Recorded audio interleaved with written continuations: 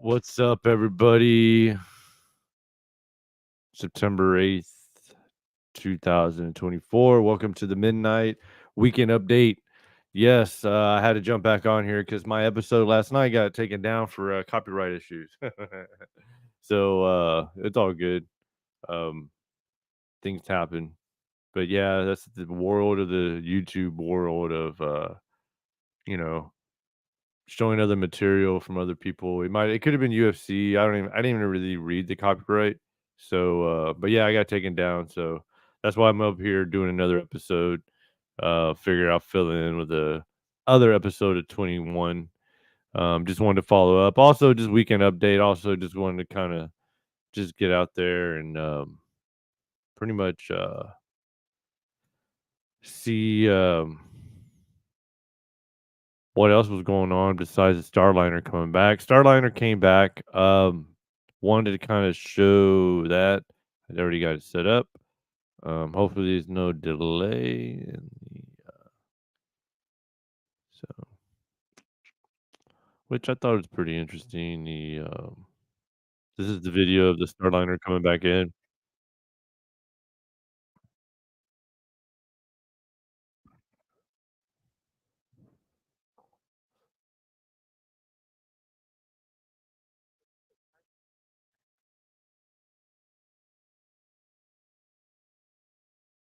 So as it was came coming through pretty much the atmosphere of the Earth. For you flat earthers that believe in the flat Earth, well, this kind of proves against that so-called fact that flat earthers believe in, you know. Anyways, like to Bryce Mitchell, if anybody knows, Bryce Mitchell is a, UFC fighter, and he actually believes in that. So I just thought it was interesting. 16,000 feet up right now. So from 6,000 feet, it's going to take about 6 minutes.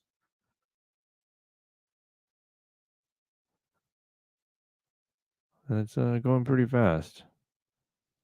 And you can honestly see that it's going pretty fast the way it's going. So, let me just notate why I've been so interested in this Boeing Starliner. I used to work on the F-18s, but I never got as far as going farther, more in depth with the F-18 Hornet platform. But I can say I worked on it quite a bit. There's this thing called panel parties in the Navy where everybody had to kind of join in and go remove all the panels. I helped remove some hydraulic parts. Quite a bit of what I did do on it, qualification wise, it was more ideal for me to re-enlist and stay in, and then of course, my qualifications on the jet would have been gotten farther and farther. So the platform was uh, Boeing. I'm not sure if McDonnell was already merged with Boeing when they made this aircraft. I'm not sure. I didn't even look that up. But in regards to why I've been interested in this Boeing is just, I mean, I just believe at least Boeing has some type of, it's kind of one of those companies, that I've helped. I would say that pretty much built America.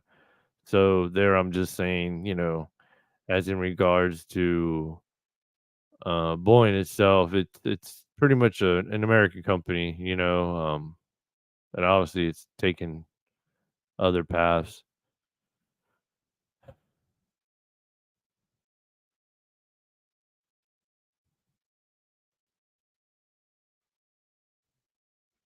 So I think it's still going pretty fast.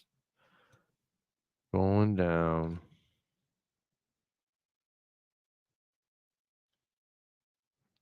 Touchdown.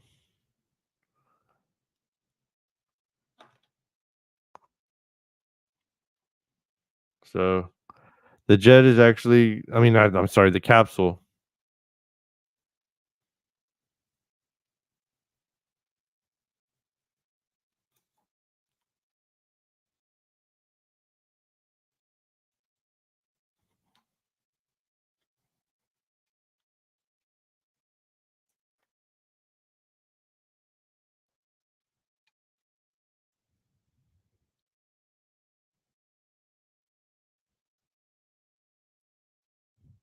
So boom. What I've been wondering right now is that if the astronauts were in the capsule or in there, would they have made it? Would they have been okay? Did everything work out? I've been kind of scanning through some information to find out if that actually what was the case after. But I'm not even sure what the case was. If you know, maybe there was some failures or some. Obviously, there was some things going on with it that were not right.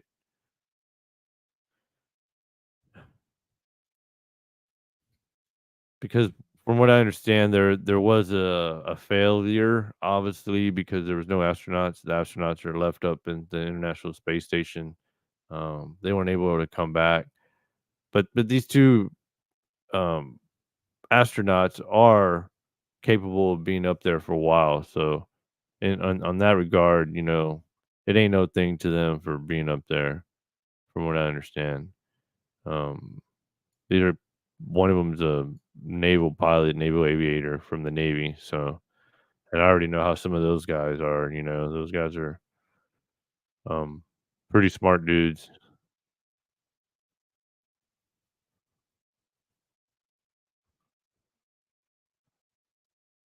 Wow, and it just trips me out on how that.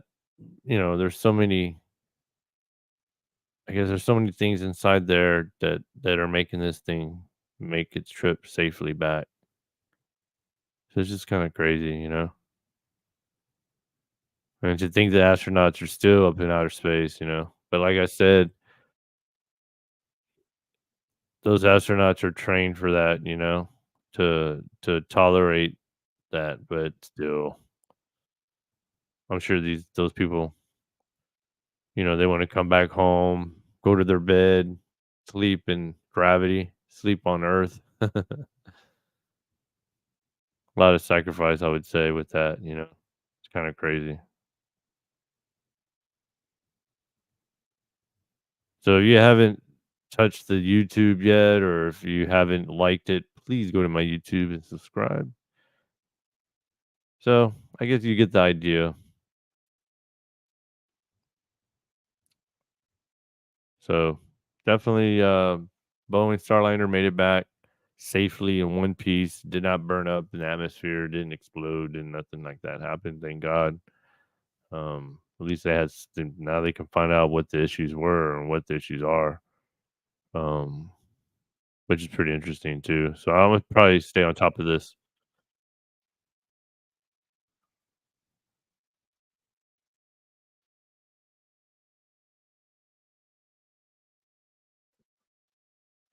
It's pretty cool. I always like the transmissions. It says it. If you follow my Instagram, I had that Crystal Method song where it's like old, transmissions from Houston base NASA to I believe it was one of the I'm not even sure what sample they used, but they used a sample in one of their songs, and I always thought it fit just right, when it comes to EDM and the EDM and just the music of it's already spacey already, in a way, because I always believe EDM is a little bit like electronic. So boom, done.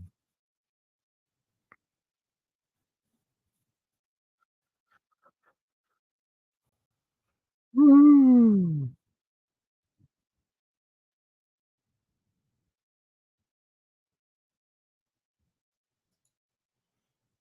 So there you go. On to the next.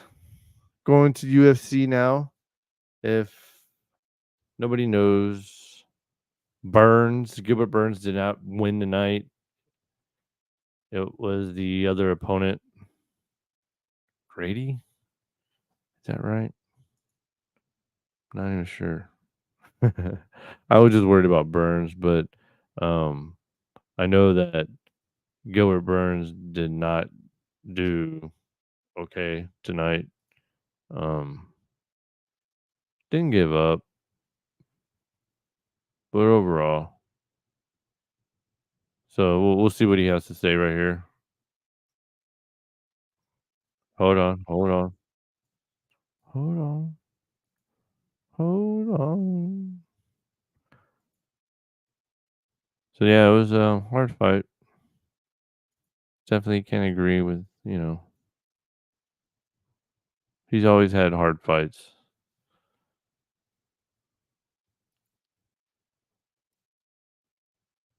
And see, like, I might not even be able to show this interview.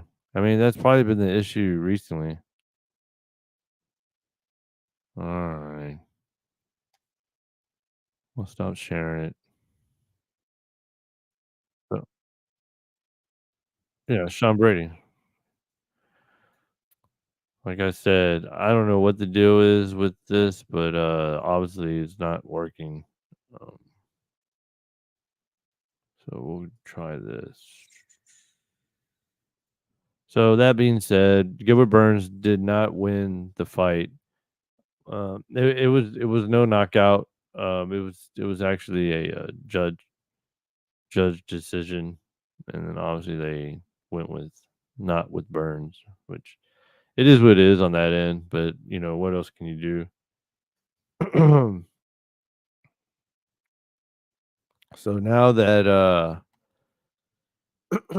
UFC is coming up next week, and what another thing I would thought was pretty funny and kind of ironic is the fact that one of the biggest Mexican boxers is fighting on the same night as UFC Noche, and UFC is dedicating most of these fights to MMA fighters from Mexico, or trying to line up at least as many fighters as they can. Um, but I still believe this card is still a good card. I know I could at least show that. Um, but the UFC card for next week is going to be pretty crazy. Um, I had went over it last night, but obviously my episode from last night got taken down. So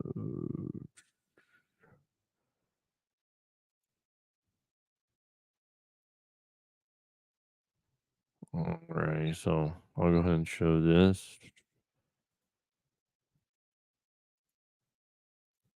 So I had showed it last night. So we have Sean O'Malley. I actually, Marab, which is I think it'll be a pretty good fight. We're gonna see how that one pans out. Honestly, I'm going for Sugar Sean. So, Alexa versus Valentina, which I think is gonna be a pretty tough fight. I do believe Valentina is a pretty hardcore fighter. So Alexa, she definitely can throw down. I mean, I've seen a few of her fights. And then we have the rematch of Brian Ortega of Diego Lopez. Well, not really a rematch. Brian Ortega pulled out of the last fight. He was not feeling well, so he had to pull himself from the fight. So Diego Lopez at the time had another opponent that you know, it was a pretty still a tough opponent for Diego Lopez, but Diego pulled through. Pretty interesting. It was a damn good fight too as well. So that one I'm looking forward to. Uh Zell Huber and Yeah, I don't even. I'm just gonna say Esteban. So like I said, it's predominantly a Mexico field card. You know, which is pretty cool. Which like, but the pretty much the title bout, which is everybody's waiting for to see, would be the Sean O'Malley, and those neither one of them are Mexican, so that doesn't really matter. And then we always get all the way down here. You got prelims. Early prelims should be pretty cool. That's gonna be that Raul Rosas Jr. versus this dude from China. So I don't know. We'll see how this one works out. I guess the odds haven't even been out for this one, so let's see what happens on that. Rosas, the dude definitely can grapple. I watched a few of his fights, and the dude definitely has some skills. You know, actually, I believe on his end, he was discovered in Mexico, so pretty cool. What else can I go back to? So yeah, I just thought that was fun, like kind of strange. Because with Canelo's fight, Canelo's the same night, and I guess Las Vegas is going to be torn between who do they go see, Canelo or you know UFC. Um, but what's also, yeah, so it's going to be held at the T-Mobile Arena in Vegas. Um, so let me show y'all the poster. Oh no, that's not it. So they're having like a bunch of parties. So, like I said, what I think is interesting is that the Canelo fights happen in the same night as UFC, and I'm just curious. They've been having trouble selling tickets for the UFC because obviously the if you want to get bottom four, you're talking about $12,000 for a ticket for the four. If you're trying to go up above, then you're going up to 1,000 to 2,000. So either way, you're getting screwed. I believe it's just not even worth it on either end. That's just my belief. I'd rather just watch it. I would just rather watch it somewhere at a big screen, than watch it there. Um, Other than that, I think it was purposely scheduled on that night for that whatever reason. I don't know, understand why these two promotion companies, or maybe they just want to go ahead and test out to see who has more interest, and where the interest is going to go. So I also think that's pretty interesting that these promoters are gonna pretty much test to see who can, I guess, who can pretty much make more money that night. What it comes down to, know. Um, can't really hate on I guess the mind. I guess whatever you got Dana White, which is on one end, who's putting all this mad money into this fear, into this event. And like I said, it's one of those things almost I feel similar to so I've always heard, like when you go to Cancun or you go to like these nice hotels and Cozumel and all this, and, and the hotels everywhere, everything's beautiful. It's just a beautiful place, beautiful areas with beautiful beaches. But then the people and the citizens there don't even get to enjoy that because obviously they can't afford it. So I feel it's almost the same thing with this UFC. This UFC deal is almost like the same deal. It's awesome it's in our country. It's awesome it's in Las Vegas, but who can afford it, especially right now, you know? But like I said, we'll see what happens. I'm curious to wait to see what Dana White says after the fights are over that night, and it's what he explains as in how much money or how much money was made, and how many seats were sold and how many seats were not given up. So I mean, eh, I know it's a world event. There's going to be a lot of people from all over the world. They're going to come, and I know there's going to be, it is Vegas, and they do attract a lot of people with money, obviously. But like I said, it's still gonna be very interesting, to see who actually, I believe the Canelo fight's gonna probably top, but who knows? Who knows? On to the next, on to the next, on to the next. Um, so then next week also I'm going to the Fury fighting competition here in Houston, Texas, and it's a bunch of local fighters here in Houston. There's a few fighters from Paradigm and a few fighters from I believe Main Street. I'm not sure specifically on the names for Main Street, but I know there is. So there's a few local fighters that are going to fight, which most time it is. It's most local fighters. There's another dude named Alderete that I believe I'm looking out for. He's like a young kid, about 18, 19. He usually has interesting fights. So hopefully that fight comes out pretty cool. Um, but yeah, I'm looking forward to that this Friday. Gonna go watch those fights. Should be fun and interesting. So definitely looking forward to that. Ooh, excuse me. So also a shout out to the American Legion. Today they did a shout out to veterans of the OEF community and Iraqi freedom community, which I thought was pretty cool. They definitely went out of their way, gave me a pin, and also they just thanked me for my service, which I thought was pretty cool. I'm personally, I always personally just like kind of staying away from. I mean, when people say it, I do tell people that I'm a veteran most of the time, and when I do say it, most of them the reaction is "Thank you for your service," and I tell them they're welcome. Um, but like I said, it's something that I went through. I wish I would have went through more in a way, but then again, I kind of glad I'm walking away that I can say, whatever happened happened. Um, as in experiences that I did experience through the time I was in. Um, and I do believe, it also puts more of a specific on it that, those were my experiences and only will I ever understand those two experiences that I did, or that I do remember, and things that stood out to me that to this day I would never forget, or things I learned, um, that I would never forget. I mean, there's just so many things that I got away from that I got from the military that I can't even honestly say that even at a point too where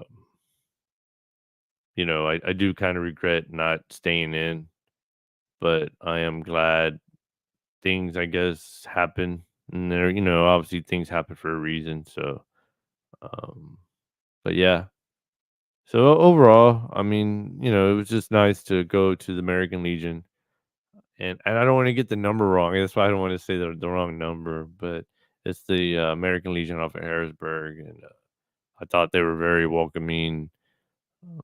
They're also just very informative on some things, and, it was just a nice, you know, gesture for the OEF veterans and also for the, Iraqi freedom veterans. So yeah, I just thought that was nice because obviously my family's the one that told me about it, so I wanted to go and attend, so I did. On to the next. On to the next. Um, Pretty much, I guess I'll go ahead and probably end it there because I'm just it's been late. I kind of wanted to just do this episode and kind of get it off my chest about you know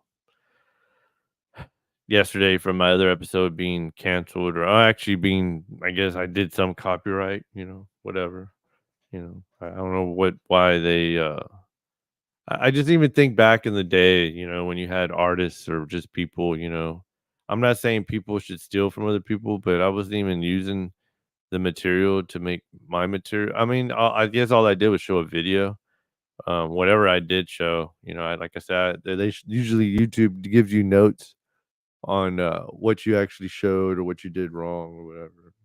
I don't know. I show a lot of excerpts, so I try not to show too many because of that reason. It's happened to me before already, but it's cool. I guess I'm just used to always getting in trouble, anyways. Um, but yeah, shout out to Paradigm Training Facility. Definitely getting me right. Shout out to Coach G. Coach G, you know, he's definitely a good mentor, I believe, good for me. Uh, keeps me in line. So yeah, it was good work today. So yeah, guess I can go ahead and end it on that one. We had 25 minutes. So yeah, so thank God the Boeing Starliner's back. Uh, oh yeah. That's right. I wanted to get to that. Tuesday is September 10th, which is the day of the debate between Harris and Trump. Hate to top it off on that note with the politics, but it is going to be quite interesting watching this debate. And I know there's definitely going to be some things to point out and things that people are going to be talking about. And it's going to be one of those debates where I believe 5 years from now, you're going to be asking yourself where you were at during that time. You might care, you might not, but I just think that, whatever dialogue is going to be taken away from there is just gonna be pretty funny or either interesting or either surprising or who knows. Like I said, I'm very in the middle. I'm not taking any sides on the station or on here on my platform. Uh, Obviously, if you watch some of my stuff, you should already kind of hint, how I feel about things. Um, but overall, like I said, I mean, what are you going to do? I just think overall it's a very interesting time right now. And with everything happening right now, who's to say what is the truth anymore? That's all I can say right now. And it's just funny to me because, you know, I feel as in the last 2 years, maybe even since COVID, whatever was blinding everybody in America kind of came off. And then now I guess it's to whatever you believe and whatever you see, whatever you read, to whatever you do, who you associate yourself with, and not considering, you have a job, you have to maintain that. Um, but overall, like I said, I just feel as in today, 2024, it's just different times, different times than the last election, the election before that. And for some reason, it just seems there's so much on this election. So I mean, like I said, I don't even want to be political. Um, it's just I think it's just news and information you can't really bypass. So I just wanted to kind of go over that before I head out. So see y'all later. Thank you for showing up. See y'all later. Boom, boom, boom. Boom, boom, boom.